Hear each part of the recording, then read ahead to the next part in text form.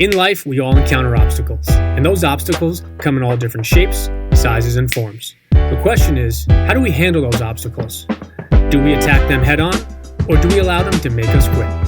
Welcome to the No Quit Living podcast, where we aim to motivate and inspire listeners to never give up on themselves, their dreams, or their goals. We will interview successful people from all walks of life as they share their no-quit stories when they had the choice to give up or give in, but they didn't. We thank you for listening, and we hope to be that jolt of positivity as you go for your greatness. Welcome to episode number 217 of the No Quit Living podcast. I'm your host, Christopher J. Worth, and today's theme of the day is resilience. Our quote of the day comes to us from Yasmin Mogahed. Resilience is very different than being numb. Resilience means you experience, you feel, you fail, you hurt. You fall, but you keep going.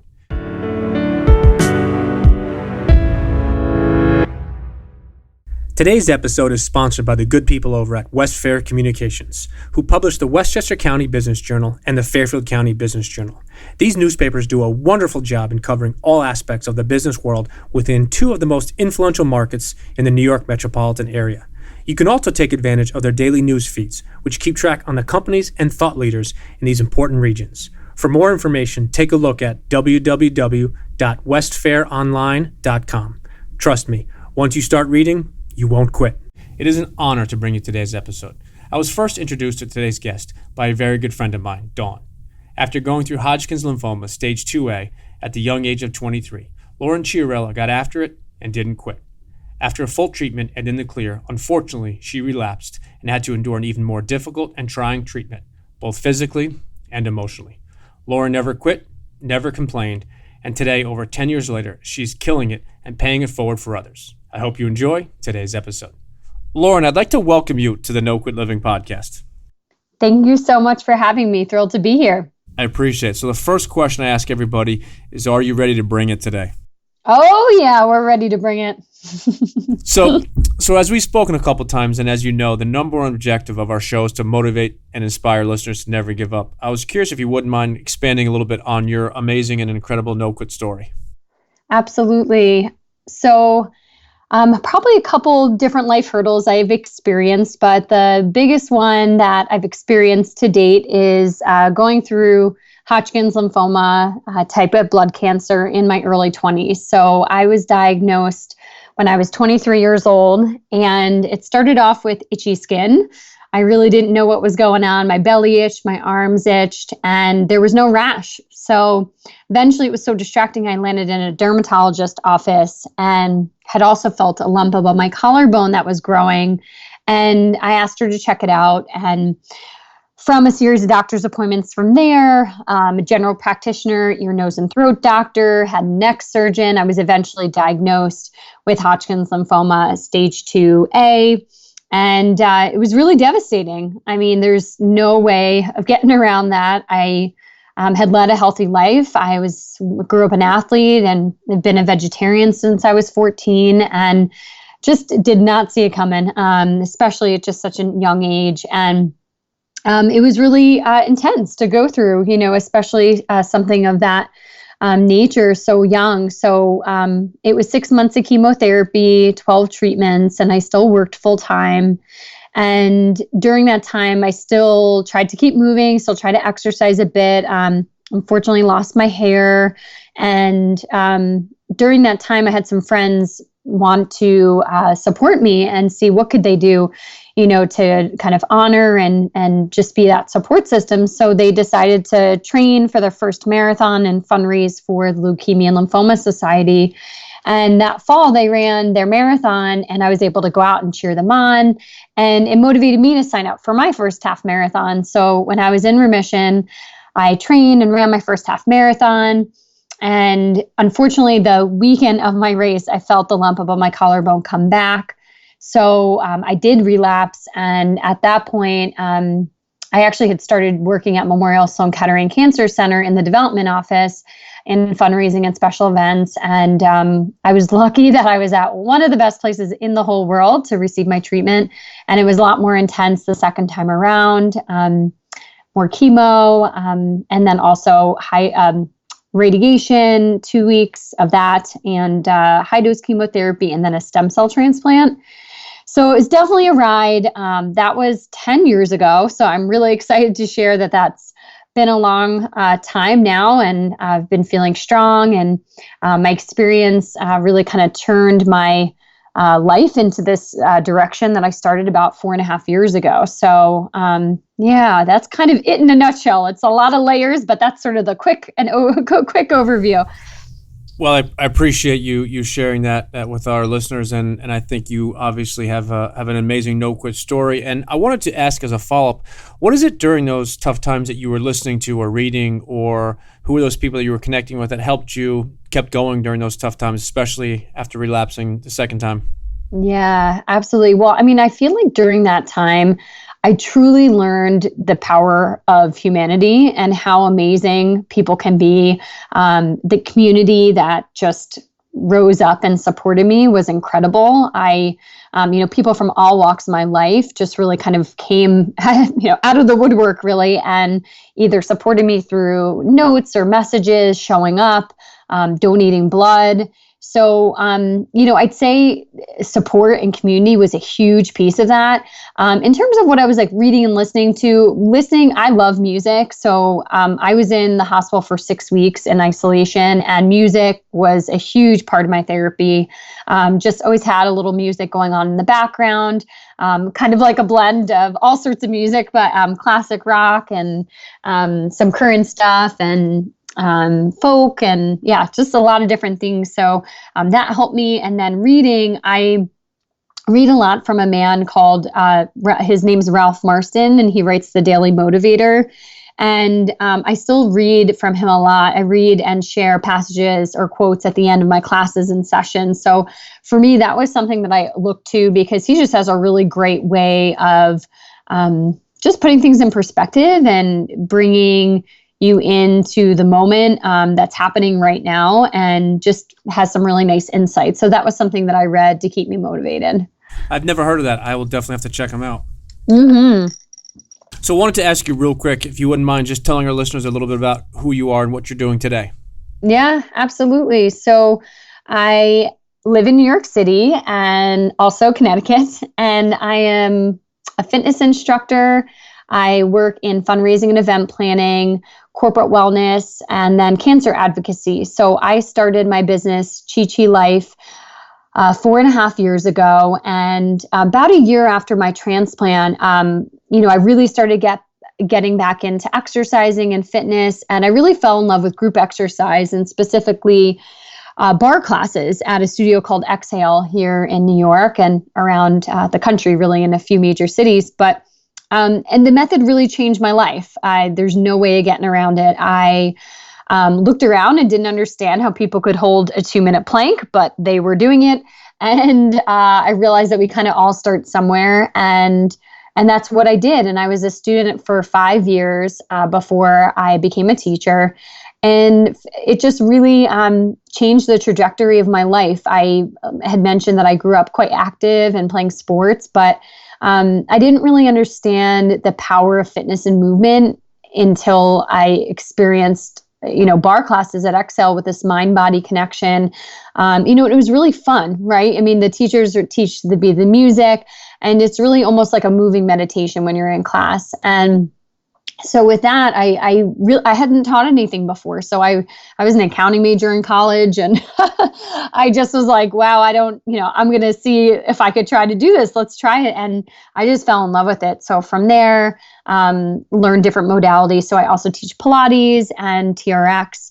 And so I teach people privately, one-on-one, and then in the studio, I teach, and then also corporate wellness. So I'll develop panels and workshops and different programming for companies that also usually includes classes as well, fitness classes. So a lot of different things. My background's in fundraising and event planning, so I still work for nonprofits, for-profits, and agencies doing event production work.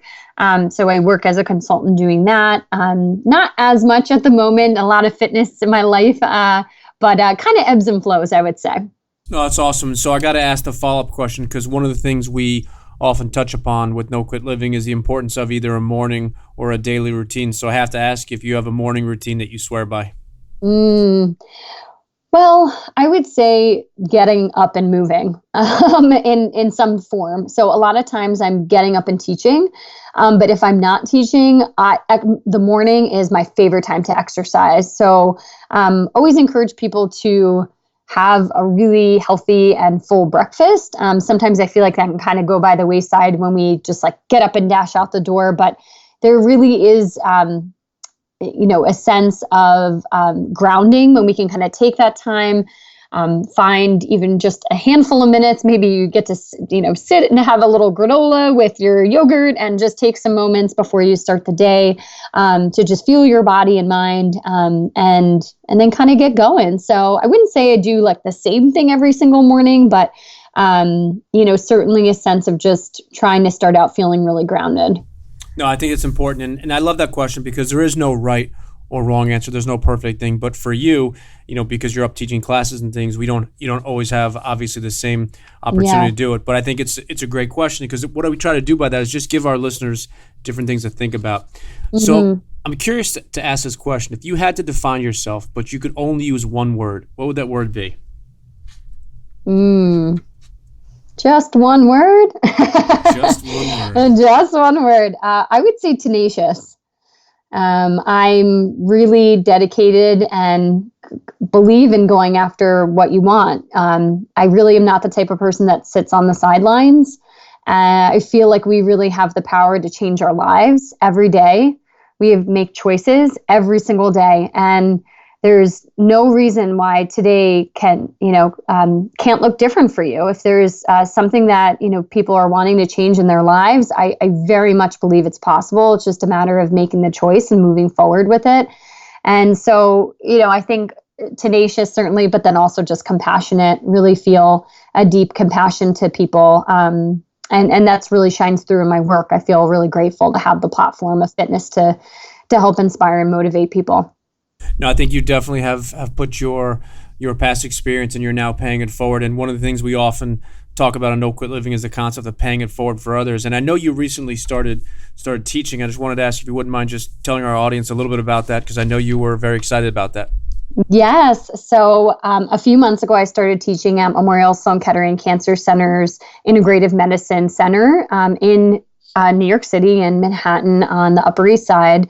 So we're at 74th and 1st Avenue, and I'm there just one day a week at the moment. So I teach Monday mornings. I teach 2 group classes, a strong bones class and muscular strength, and then also exercise for all. So we use strength training and then balance work and a lot of great exercises and modalities. So and then I'm starting to teach privates as well. So it's an exciting time, very full circle moment, especially just 10 years cancer free this year. I turned 35 and it's just a pretty full circle moment. And I'm also looking to start a young adult program there. So it was something that I felt didn't really exist when I was going through treatment. And right now I would say that the population that comes to the classes that I teach right now, majority of folks are in their 60s, 70s, 80s, and even 90s. So, someone going through cancer or, they're in treatment, post-treatment, and trying to get their strength back, may not want to be in a setting with really kind of such a huge age difference, I would say. So my hope is to start classes and really build a community around young adults, going through cancer and then post-treatment to help create a sense of strength. And, so I'm excited. Classes, panels, workshops, community events. So that's more to come. I'm working on making that program completely free. So, step by step, it'll come. I love how you touched about the last piece is making it totally free. And I think it's amazing how you've come full circle. And I think that's one of the coolest parts about your story and why I was attracted to the concept of paying it forward, because a lot of people go through challenging times in life and they kind of go different places. But the people that I think not only find a way to pay it forward, and obviously you're doing that, and clearly it's gone full circle being 10 years ago now. So I think it's amazing that you're doing that. Wanted to ask you an interesting question. If you could go back and give the 20-year-old version of yourself one piece of advice, what would it be? Stay in the present moment. as much as you can. I am a planner by trade, by nature. And the first thing that I did really was like sketch out a calendar because I really wanted to know, like, what do I have to do? When is this all going to be over?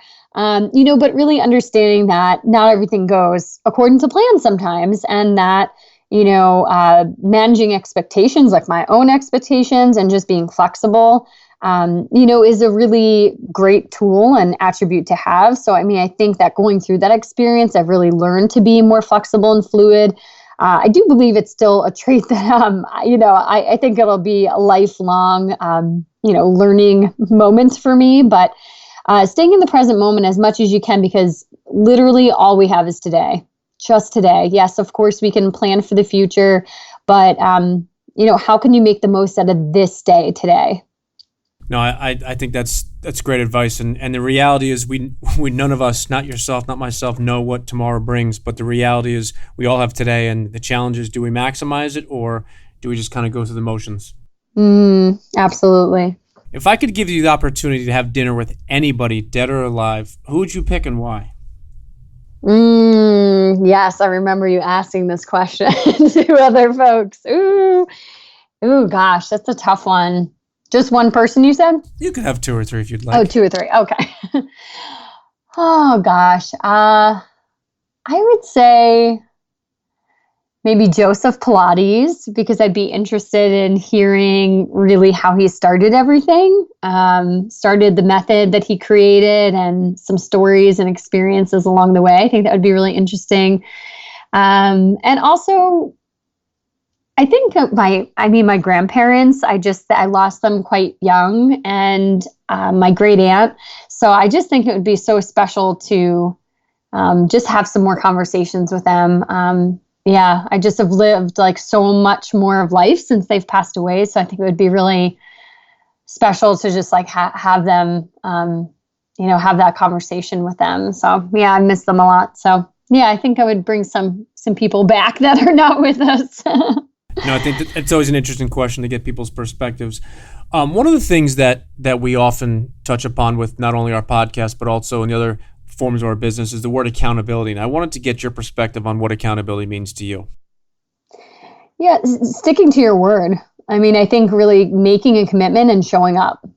I am finding lately more and more that people sort of say things, but then don't necessarily do them. And to be honest, it's disappointing. I think if we're going to say we're going to do something, it's like, let's put forward the effort and really make the commitment to follow through with the word that, you say you're going to do. So, certainly I understand things come up and you need to adjust and, not saying that, but, I think just actions speak louder than words. So really, taking the initiative to, take on whatever you're looking to take on. And I think when we show up for people, we really do hold ourselves accountable. We hold others accountable, and we're just stronger together.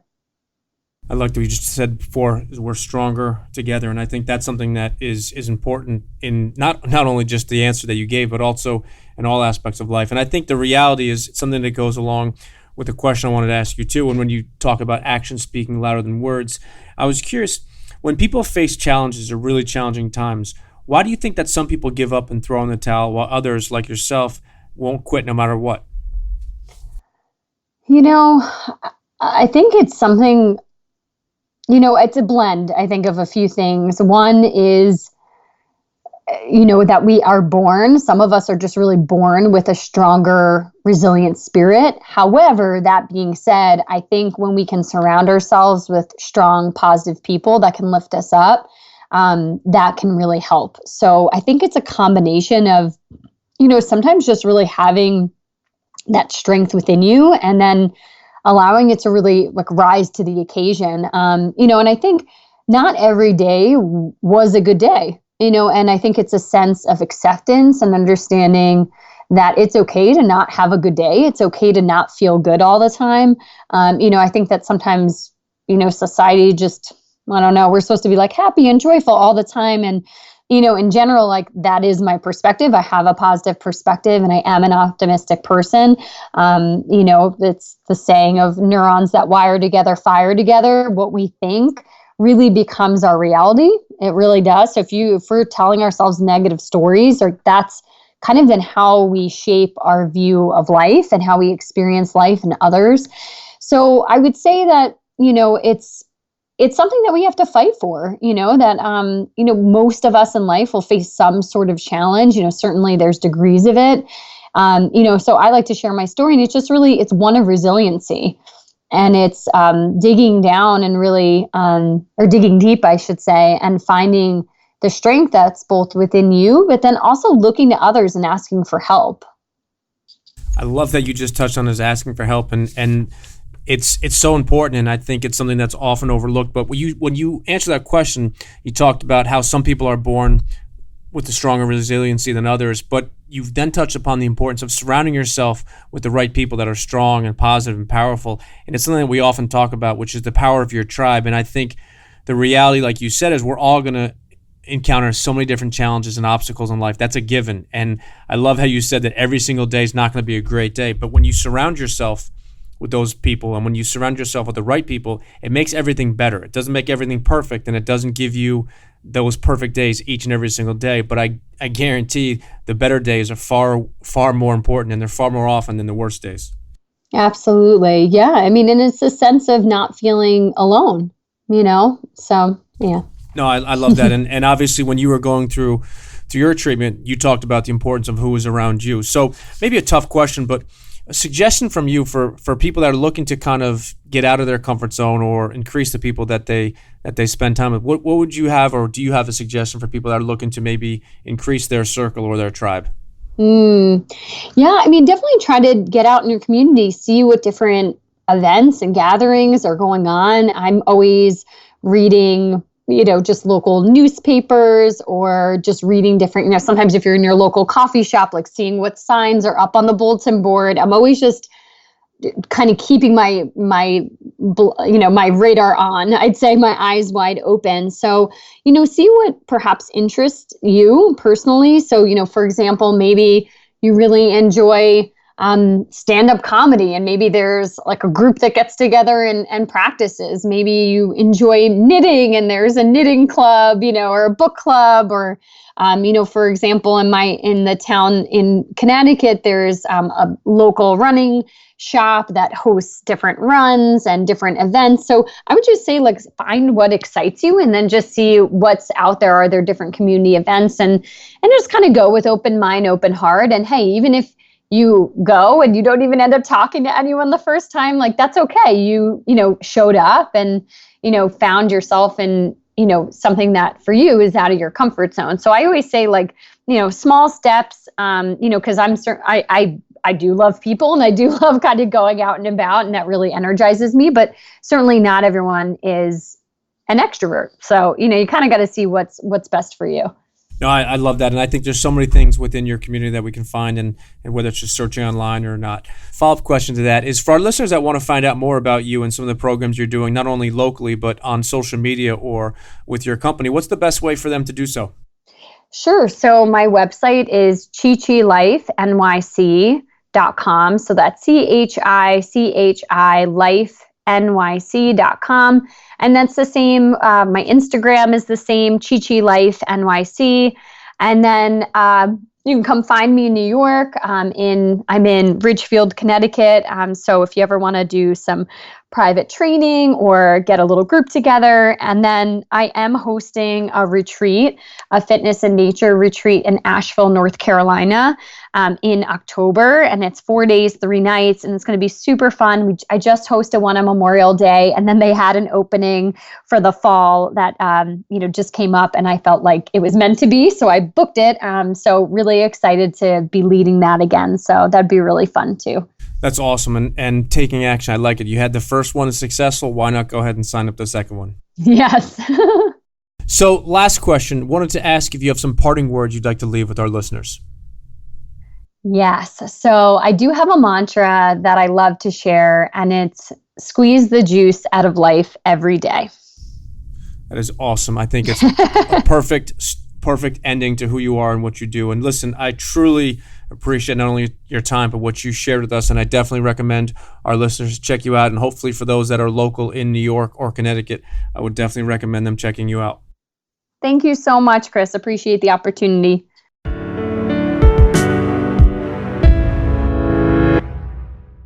Thank you for listening to episode number 217.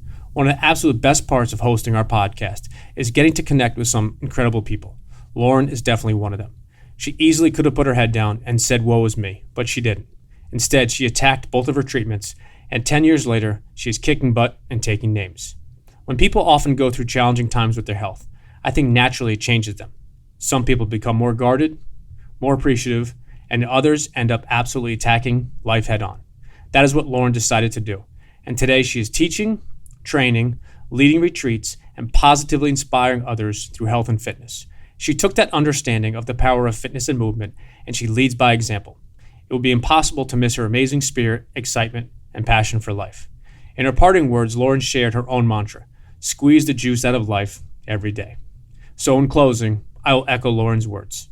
As you go for your greatness today, I challenge each and every one of you to squeeze the heck out of life today and pay it forward for someone else. And lastly, to our listeners, thank you.